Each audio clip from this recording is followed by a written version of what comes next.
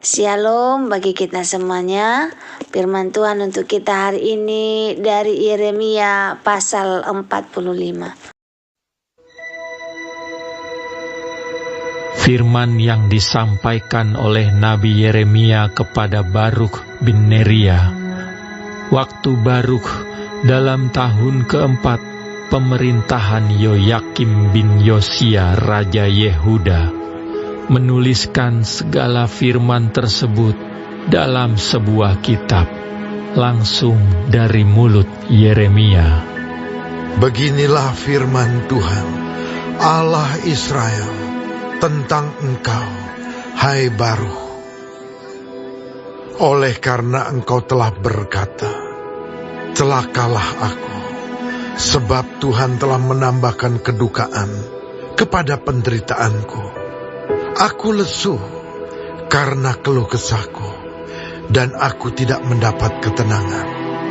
Maka beginilah firman Tuhan, sesungguhnya apa yang kubangun akan kuruntuhkan, dan apa yang kutanam akan kucabut, bahkan sekalipun seluruh negeri. Masakan engkau mencari hal-hal yang besar bagimu sendiri? Janganlah mencarinya, sebab sesungguhnya aku mendatangkan malapetaka atas segala makhluk. Demikianlah firman Tuhan. Tetapi kepadamu akan kuberikan nyawamu sebagai jarahan di segala tempat kemana engkau pergi. Bagi kita semuanya, firman Tuhan yang sudah kita dengarkan dari Yeremia pasal 45 ayat 1-5 merupakan pesan khusus dari Tuhan kepada Baruk bin Neria, juru tulis Nabi Yeremia yang setia menuliskan nubuatan-nubuatan dari Yeremia.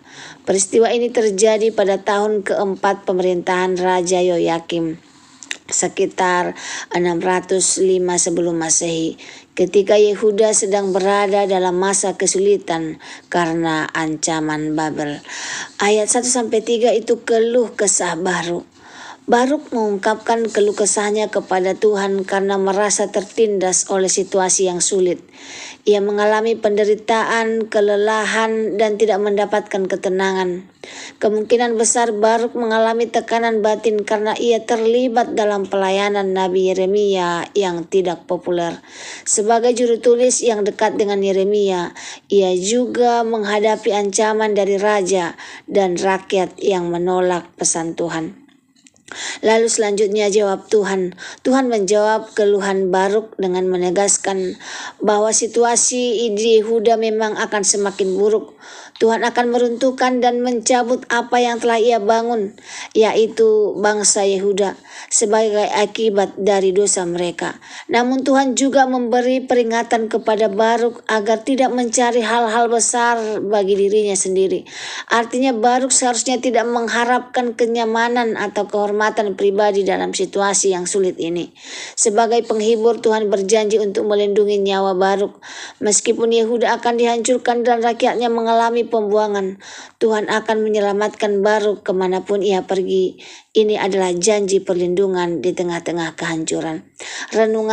Renungan yang boleh kita ambil dari Yeremia 45 1-5 adalah yang pertama, panggilan untuk mengandalkan Tuhan di tengah kesulitan.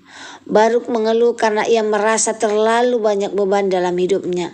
Namun Tuhan tidak langsung menghilangkan penderitaannya, melainkan mengingatkannya bahwa situasi ini adalah bagian dari rencana besar Tuhan. Kita juga sering merasa lelah dan putus asa dalam perjalanan iman, tetapi Tuhan ingin kita tetap percaya kepadanya.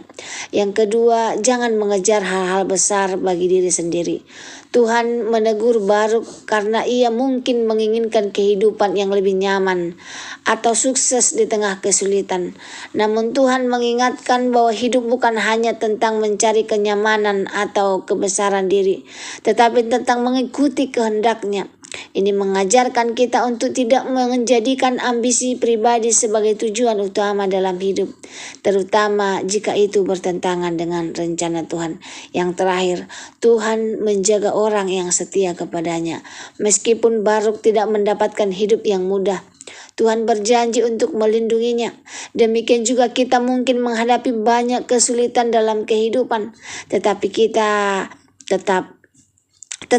jika kita tetap setia kepada Tuhan, Dia akan menjaga kita.